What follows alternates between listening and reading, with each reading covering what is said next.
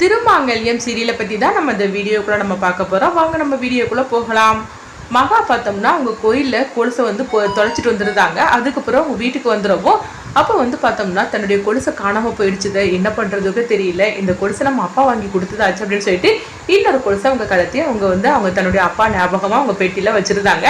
அடுத்து இங்கே பார்த்தோம்னா அந்த கொலுசு வந்து அம்பியா கையில் கிடைக்கும். இப்போ குருக்கள்கிட்ட வந்து சொல்லிட்டு இருக்கிறாங்க, யாருடைய கொலுசுன்னு தெரியல, இப்படி கோயிலில் கிடைச்சது அப்படிங்கும்போது, அம்மா இந்த கொலுசா, நீங்கள் வந்து ஒரு பொண்ணை தேடிட்டு வந்தீங்களா, அந்த பொண்ணோட கொலுசு தாம்மா இது. அந்த பொண்ணு வந்து என்கிட்ட வந்து கேட்டாம்மா, ஒரு கொலுசு வந்து காணாமல் போயிடுச்சுது, யாராவது கொண்டுட்டு வந்து தந்தாங்கன்னு சொல்லி கேட்டா, அந்த பொண்ணோட கொலுசு தாம்மா இது அப்படின்னு சொல்லவும் இது கேட்குதுமே அம்பியாவுக்கு என்ன பண்ணுறதுன்னு தெரியல. அப்போ ஆக மொத்தத்தில் இங்கே இந்த பரிகார பூஜை நடந்திருக்குது. அப்போ திருவுக்கு கல்யாணம் நடந்ததுங்கிறது உண்மையாகி போச்சு அப்படின்னு சொல்லிட்டு இருக்கவும், பார்த்தீங்களாம்மா இந்த கொலுசு உங்கள் கையில் கிடைச்சிருக்குன்னா அந்த பொண்ணையும் நீங்கள் கூடிய சீக்கிரத்திலே பார்க்க போகிறதா தான் அர்த்தம். அதனால தான் அம்மன் சன்னதியில் காணாமல் போன கொலுசு உங்கள் கையில் கிடைச்சிருக்குமா அப்படின்னு சொல்லவும் இது கேட்டதுமே அம்பியாவுக்கு என்ன பண்ணதுன்னே தெரியல.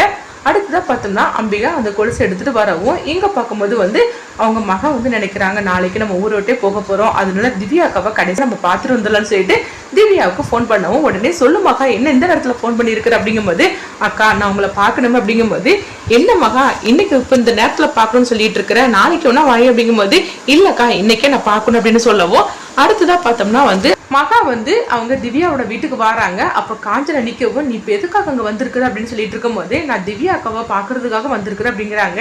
என்ன நாளைக்கு நீ வெளியூருக்கு போகிறத சொல்கிறதுக்காக வந்திருக்கிறேன் அப்படிங்கும்போது, ஐயோ நான் அப்படிலாம் சொல்லலாமா, உண்மையை சொல்ல போனாக்கி எங்கள் பாட்டிக்கு உடம்பு சரியில்லை, அதனால ஊருக்கு போகிறேன்னு தான் நான் வீட்டில் எல்லாத்துட்டையும் சொல்லி வச்சிருக்கிறேன், அதே தான் நான் திவ்யா அக்காட்டே சொல்லதுக்காக வந்தேன், நான் சொல்லாமல் போனாக்கி அவங்க என்னை தேட ஆரம்பிச்சிருவாங்க அப்படின்னு சொல்லவும் உடனே வந்து காஞ்சனா வந்து அதெல்லாம் முடியாது, நீங்க இருந்து போ அப்படின்னு சொல்லிட்டு இருக்கும்போதே திவ்யா வந்துருந்தாங்க. வந்ததுமே என்ன மகா வா மகா அப்படின்னு சொல்லிட்டு இருக்கும் போதே இவங்க என்ன பார்க்க கூடாதுன்னு சொல்லி ஒன்று விரட்டிட்டு இருந்தாங்களா அப்படின்னு மகாவை பற்றி கேட்கவும் உடனே வந்து மகா வந்து எதுவுமே சொல்லாமல் அமைதியாக இருக்கிறாங்க.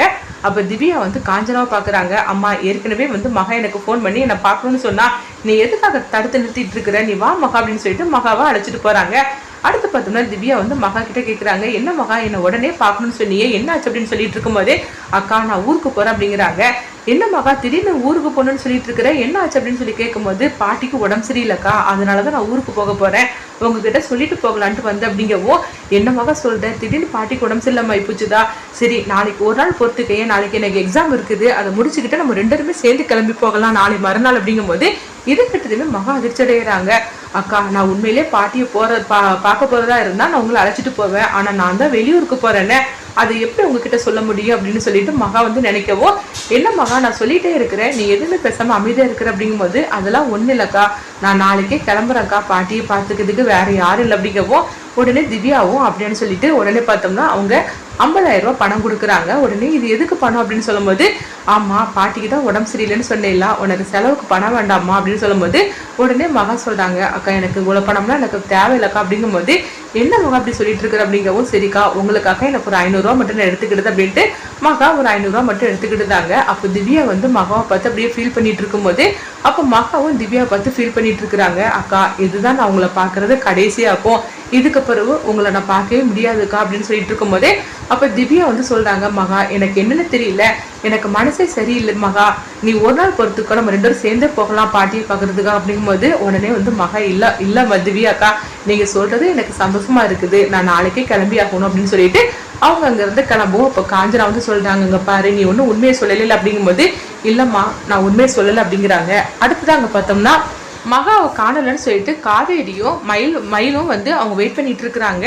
மகாவை இன்னும் காணலை அப்படின்னு சொல்லிட்டு அவங்க வெயிட் பண்ணிட்டு இருக்கும்போதே மகா வந்துருந்தாங்க. வந்ததுமே உடனே மகா ஏன் மகா எங்கே போயிட்டு இவ்வளோ நேரம் ஆச்சு அப்படிங்கும்போது, திவ்யா அக்காவை தானே பார்க்க போனியான்னு சொல்லி கேட்கும்போது உடனே அவங்களும் ஆமாம் அப்படிங்கிறாங்க.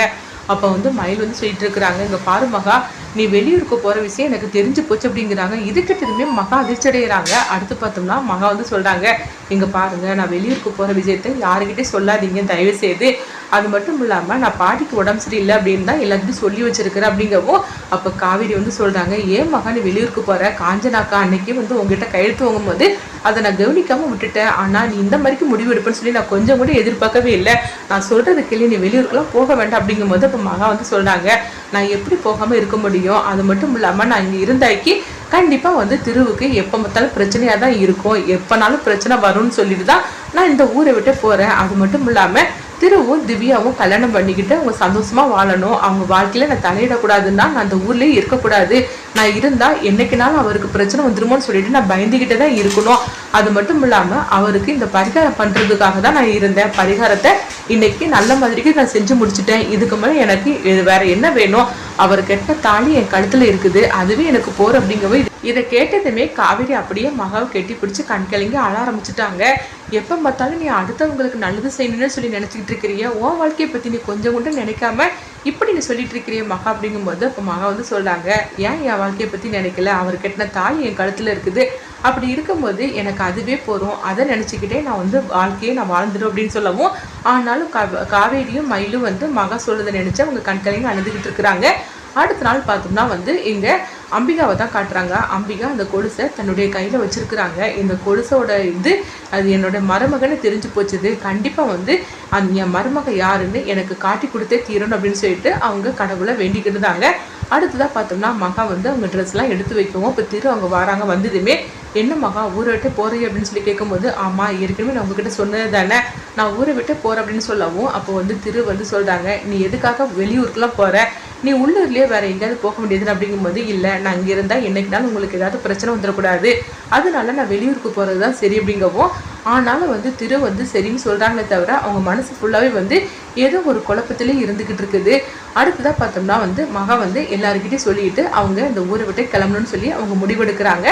அப்போ உடனே பார்த்தோம்னா வந்து கடைசி நேரத்தில் அம்பிகா வந்து மகாவோட கையை பிடிச்சி தடுத்து நிறுத்தவும் மகா உடனே திரும்பி பார்க்குறாங்க. அம்மா அப்படின்னு சொல்லிட்டு இருக்கும்போது, நீ ஒன்றும் போக வேண்டாம் அப்படிங்கிறாங்க. என்னம்மா சொல்லிட்டு இருக்கிறீங்க, எங்கள் பாட்டிக்கு உடம்பு சரியில்லை, அதனால நான் போய் தான் ஆகணும் அப்படின்னு சொல்லிட்டு இருக்கவும், அப்படியா உங்கள் பாட்டிக்கு உடம்பு சரியில்லையா, அப்போ நானும் உன் கூட வரேன் அப்படிங்கிறாங்க.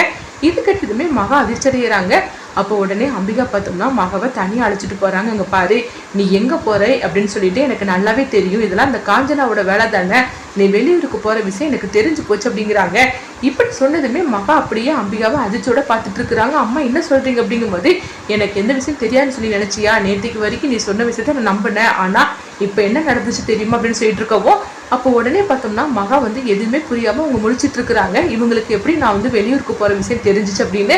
அது மட்டும் இல்லாமல் வந்து அம்பிகா வந்து சொல்கிறாங்க, எங்கள் பாரு நீயும் காவேரி பேசுகிற எல்லாத்தையும் நான் கேட்டுக்கிட்டு தான் இருந்தேன் அப்படின்னு சொல்லவும் இது கிட்டதுமே மகா அப்படியே பதட்டமாயிருந்தாங்க. அதனால நீ வெளியூருக்கு போகக்கூடாது, நீ எதுக்காக போகணும், ஒன்று எதுக்காக வந்து காஞ்சனா வெளியூருக்கு துரத்தி விடுதான்னு எனக்கு உண்மை தெரிஞ்சாகணும் அப்படின்னு சொல்லப்போ இது கிட்டதுமே வந்து மகா வந்து சொல்கிறாங்க, அம்மா என்னை மன்னிச்சிருங்கம்மா, என்னால் உண்மையை சொல்ல முடியாதுன்னு சொல்லி நினச்சிட்டு இருக்கவோ அப்போ பார்த்தோம்னா வந்து மகாவோட பேக்கை வந்து அவங்க அம்பிகா வந்து வாங்குறாங்க.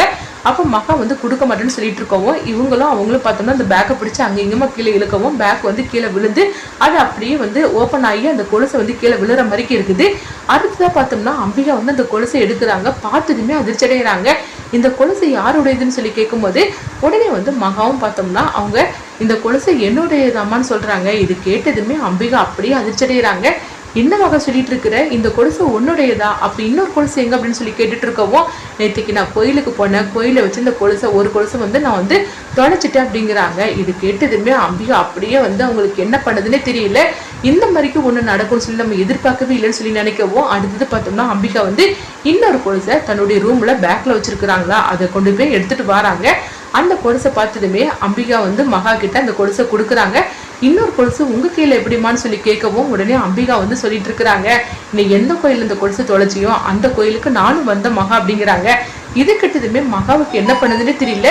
என்னது அம்பிகாமாவும் நெத்திக்கு இந்த கோயிலுக்கு வந்திருக்கிறாங்களா, அப்போ காணாம போன கொலுசு அவங்க கீழே தான் கிடைச்சது அப்படின்னு சொல்லிட்டு இருக்கவும் அடுத்தது அம்பிகா வந்து மகா யாருங்கிற உண்மையை போட்டு உடைச்சிருவாங்களா, அடுத்துதான் என்னெல்லாம் நடக்க போகுது, அடுத்தடுத்து வரக்கூடிய கதையில என்னெல்லாம் நடக்க போகுது, திருவையும் மகாவையும் சேர்த்து வைக்கிறதுக்கு அம்பிகா என்ன பண்ண போறாங்கன்னு சொல்லிட்டு வெயிட் பண்ணி பார்க்கலாம்.